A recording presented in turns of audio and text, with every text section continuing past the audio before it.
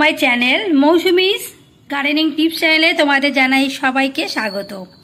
আজকে এই সুন্দর অ্যাডেনিয়াম প্ল্যান্টটি কাটিং থেকে কিভাবে চারা তৈরি করা যায় সেটা নিয়ে এই ভিডিওটা থাকছে, আর সাথে এই গাছের যত্ন সম্পর্কেও যতটা পারবো বলে দেওয়ার চেষ্টা করব। তো এই সুন্দর অ্যাডেনিয়াম গাছটা অনেকের বাড়িতেই আছে, আর যাদের বাড়িতে নেই তারা পরিচিত কোনো মানুষের কাছ থেকে কাটিং যে অবশ্যই গ্রো করতে পারেন। তো এই কাটিং থেকে চারা কিভাবে তৈরি করব, এর পরিচর্যা কি, আর এগুলো ঠিক কী পরিবেশে রাখলে ভালো হয় সবটাই এই ভিডিওতে থাকবে। তো দেরি না করে এই অ্যাডেনিয়ামটা কি পরিবেশে থাকবে এবং এর পরিচর্যাটা কি হবে, কোথায় রাখলে ভালো গ্রোথ হবে, এবং এটা সম্বন্ধে মোটামুটি যতটুকু পারবো তথ্য দেওয়ার চেষ্টা করব। তো ভিডিও শুরু করার আগে বলবো যে আমার এই মৌসুমি গার্ডেনিং টিপস চ্যানেলটা এক্ষুনি সাবস্ক্রাইব করে নিন, তাহলে সব নোটিফিকেশান একদম পেয়ে যাবেন। আর সাবস্ক্রাইব করার জন্য কিন্তু কোনো পয়সা খরচ করতে হয় না, সাবস্ক্রিপশন কিন্তু একদমই ফ্রি।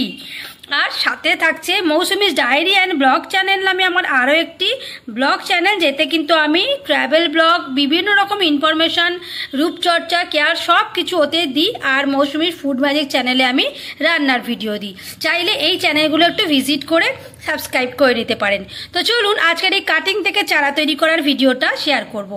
তো প্রথমেই যেটা আমাদের আগেই দরকার সেটা আমি বলে দিচ্ছি। তো এখন এই অ্যাডেনিয়াম গাছের যে ডাল কাটিংটা ঠিক পেন্সিলের মতো সাইজের নিয়েছি। এর থেকে সরু কাটিং এবং ছোট কাটিংও কিন্তু অনায়াসেই হয়ে যায়।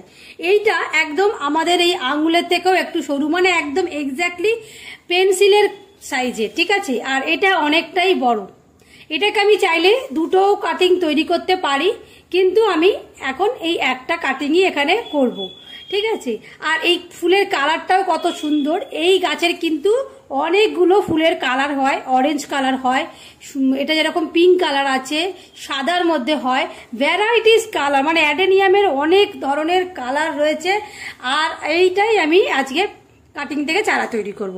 তো তার আগে এইখানে আমি কাটিংটা তৈরি করার আগে এইটা হচ্ছে, দেখে অনেকেই চিনতে পারছো, এটা হচ্ছে সাফ ফাঙ্গিসাইড দিয়ে আমি এই জলের এটা করে রেখেছি। এটার মধ্যেই কাটিংটা কিন্তু আমি দিয়ে রেখেছিলাম একটু আগে পর্যন্ত, কারণ কাটিংটা যখন সংগ্রহ করা হয়েছিল তারপর থেকে আমি এইখানের মধ্যে এটাকে দিয়ে দিয়েছিলাম যাতে শুকিয়ে না যায়। আর এমনিতেও অ্যাডেনিয়াম কিন্তু একদিন দুদিন তার বেশিও কিন্তু বিনা জলেও কিন্তু কাটিং বাইরে রেখে দিলেও কিন্তু এটা বোনা যায় ইজিলি। তো আমি এখন এরকম একটা সাইজের টব নিয়ে নিয়েছি। তো এই টবটা হচ্ছে সাফিসিয়েন্ট, যেহেতু বড় কাটিং রয়েছে তো আমি এটা একটাই বুনবো। আর যদি ছোট ছোট কাটিং থাকতো তাহলে আমি এর থেকে ছোট জায়গা নিলেও হবে। তো এই কাটিংয়ের বুনবার আগে আমি বলি, এই যে টবের নিচে কিন্তু আমার এখানে অনেকগুলো ফুটো করা আছে। এই যে চারটে এরকম দেখা যাচ্ছে, চারটের তলাতে কিন্তু ফুটো করা আছে। আমি এখন টবটা উল্টাতে পারছি না যাতে মাটিটা না হলে পড়ে যাবে। তো এইখানে চারটেতেই কিন্তু ফুটো করা আমার আছে যাতে এক্সেস জলটা বেরিয়ে যায়। আর এর মাটিটা তৈরি করতে হবে একদম ঝুরঝুরে মাটি, মানে বেলে দোআঁশ মাটির মতো, মানে মাটির সাথে বালির পরিমাণ বেশি থাকতে হবে যাতে ঝুরঝুরে মাটি হয় এবং অনায়াসেই ড্রেন আউট হয়ে যেতে পারে। কারণ এই গাছ একটুখানি ড্রাই মানে গাছের মতোই, খুব জল পছন্দ করে না এবং জল খুব কম দিলেই ভালো হয়। তো এই মাটিটা দেখলে তো আপনারা বুঝতে পারবেন কতটা। আমি এই মাটিটা হচ্ছে আমার তৈরি করা গার্ডেন সয়েলের সাথে কিন্তু আমার বাড়িতে তৈরি করা যে কম্পোস্ট সার সেইগুলো। আর এই কম্পোস্ট সার কিভাবে তৈরি করতে হয় সেই ভিডিও আমি এর আগেও দিয়েছি, পরে আমি একদিন আলাদা করে দিয়ে দেব।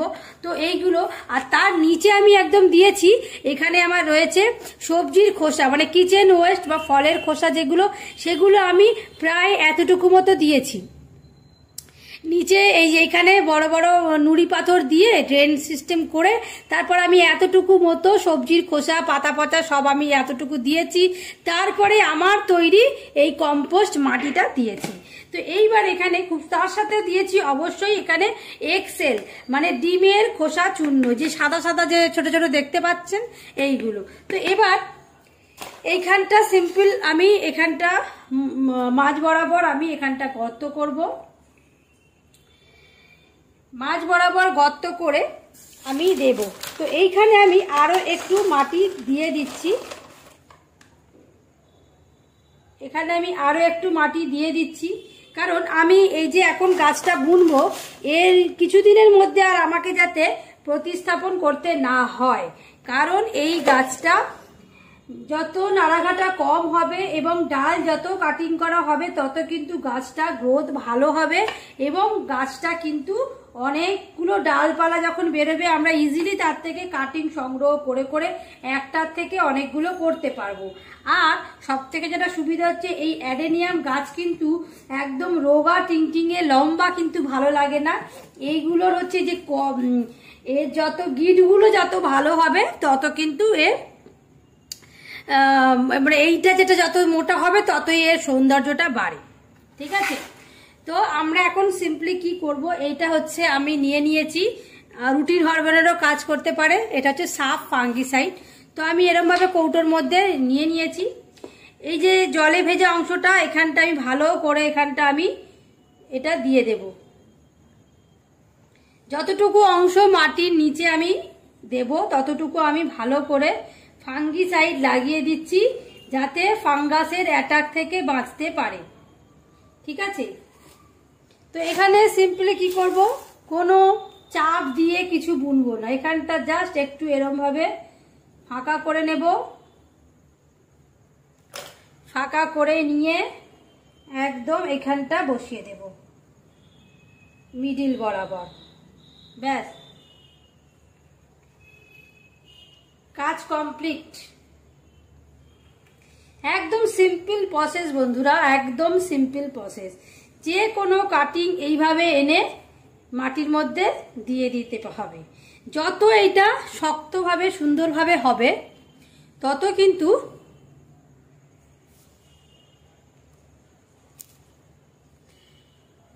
যত দিন দিন যাবে এইটা গোড়াটা মোটা হবে। আর তার সাথে সাথে যখনই নতুন নতুন ডাল বেরোবে তখনই কি করতে হবে, ডালের ওপর দিকে যেটা কুশি হয় সেইটা কাটিং হিসেবে নিয়ে সেখান থেকে কাটিং করে নিতে হবে। তাহলে কি হবে, এখন যেরকম এই একটাই ডাল দেখতে পাচ্ছেন, এই দেখুন একটাই ডাল, যখনই এটা ভালোভাবে মোটা হয়ে যাবে এবং মানে গ্রোথ নেওয়া শুরু করবে, এখান থেকে আরো ডাল বেরোবে, তখন ওই এতটুকু মতো ডালগুলো কেটে দিতে হবে। কেটে দেওয়ার পর সেই ডালগুলো দিয়ে নতুন চারা তৈরি করা যাবে। আর এই ডালটা রেখে দিতে হবে যাতে ওপরে যেন ঝাঁকড়া হয় আর নিচে ডালটা মোটা হয়। ঠিক আছে, এটাই হচ্ছে এর বিশেষত্ব। তো আমি এখন এটা বুনে দিলাম। আর এই যে ফাঙ্গিসাইডের যে জলটা এইটাই আমি চারধারে ছড়িয়ে দেব। এটাই আমি চারধারে ছড়িয়ে দেব। বারবার জল দেওয়ার প্রয়োজন নেই। এই যে এই প্রতিস্থাপনের সময়তে বা এই কাটিংটা বোনবার সময়তেই বেশি করে যে জলটা দিয়ে দিলাম, এইবার এইটা বেশ কিছুদিন থাকবে। আর ছায়াযুক্ত জায়গায় রাখতে হবে যেখানে ডাইরেক্ট সানলাইটটা পড়বে না, কারণ ডাইরেক্ট সানলাইট যদি এই কাটিং থেকে চারা তৈরি করার সময় পেয়ে যায় তাহলে কিন্তু গাছটা শুকিয়ে যাবে এবং মরে যাওয়ার চান্স থাকবে। তো ওই জন্যই বেশ কিছুদিন মতো, দিন 7-8 বা 10 দিন মতো এটাকে একটু শেডি এরিয়ায়, যেখানে কিন্তু রোদটা একদম ডাইরেক্ট পড়বে না। ঠিক আছে, আর এমনিতেও এই অ্যাডেনিয়াম গাছ কিন্তু প্রচুর রোদে ভালো হয় না, এর একটা শেডের প্রয়োজন হয়। তো আপনারা বড় গাছের তলায় এইটাকে রেখে দিতে পারেন, যেখানে একটুখানি ছায়াযুক্ত থাকে বা একটু শেডি এরিয়া থাকে। এই গাছ একটু অল্প মানে রোদের জায়গাতেও খুব ভালো হয়, ইনডোর প্ল্যান্ট হিসেবেও খুব ভালো হয়, যেখানে অল্প রোদ বা জানলার এমন একটা ধার বা ব্যালকনির এমন একটা ধার যেখানে রোদটা সারাদিনে ছেকে আসে, সেইখানে কিন্তু খুব ভালো এর গ্রোথ হয়। আর এই গাছে বেশি জল দেওয়ার প্রয়োজন নেই, যেহেতু আমি কম্পোস্ট সারের মধ্যে দিয়েই এটা বসিয়েছি। তো এই কিছুদিনের মধ্যে আমার এতে আর কোনো সার কম্পোস্ট কিছু দেওয়ার ব্যাপার নেই। এর মধ্যে এখন যেটা ফাঙ্গিসাইড পর্যন্ত এই জলটায় দিয়ে দিলাম, পুরো ওভারঅল মাটির মধ্যে ফাঙ্গিসাইডটা চলে গেছে। এর মধ্যে এটা কিন্তু ছত্রাকনাশকও বটে, যার জন্য কিন্তু ফাঙ্গাসের অ্যাটাক এটা থেকে বাঁচিয়ে দেবে। আর যখন এই গাছটা একটু গ্রোথ নেওয়া শুরু করবে, আস্তে আস্তে বাড়ি বাড়িতে তৈরি যেগুলো যেমন রাইস ওয়াটার বা চাল ধোয়া জল, ডাল ধোয়া জল, কিংবা মানে সবজির খোসা ভিজিয়ে তার জল, কিংবা কলা খোসা 3-4 দিন জলের মধ্যে রেখে তার জল, এইগুলো দিয়ে কিন্তু লিকুইড ফার্টিলাইজার আস্তে আস্তে করে ধারগুলো দিয়ে দিয়ে রাখতে হবে। এবং ওভার ওয়াটারিং করা যাবে না। মাটি যখন প্রচুর শুকনো থাকবে তখনই একটু একটু জল দিতে হবে। ওভার ওয়াটারিং এর জন্য গাছ মরে যায়। আর এই গাছে এখন যে কটা পাতা আছে সে কটা আমি আর ইচ্ছা করে কাটলাম না, আপনারা চাইলে এতগুলো পাতা নাও রাখতে পারেন, ঠিক আছে। তো এইভাবে দেখুন। আর এই ফুলটাও আপনারা কেটে দিতে পারেন, তবে যেহেতু দেখতে খুব ভালো লাগছে বলে আমি রেখেছি, ইচ্ছা করলে এটা আমি পরে কেটেও দিতে পারি, অসুবিধা কিছু নেই। আপনাদের ভিডিওটা দেখানোর উদ্দেশ্যে আমি এই ফুলটা রেখেছি, যাতে আপনারা ফুলের কালারটা দেখতে পারেন যে কত সুন্দর একটা পিঙ্ক কালারের ফুল। তো এটা নিজে থেকেও ঝরে পড়ে যাবে আর আপনারা কেটেও দিতে পারেন। আর আরো কিছু পাতা এখান থেকে যদি আপনারা মনে করেন ছেটে নিতে পারেন, দিতে পারেন। তবে যে কোনো কাটিংয়ে পাতা বেশি না রাখাই ভালো, তাতে কিন্তু গ্রোথটা ভালো হয় এবং শিকড়টা খুব তাড়াতাড়ি আসে।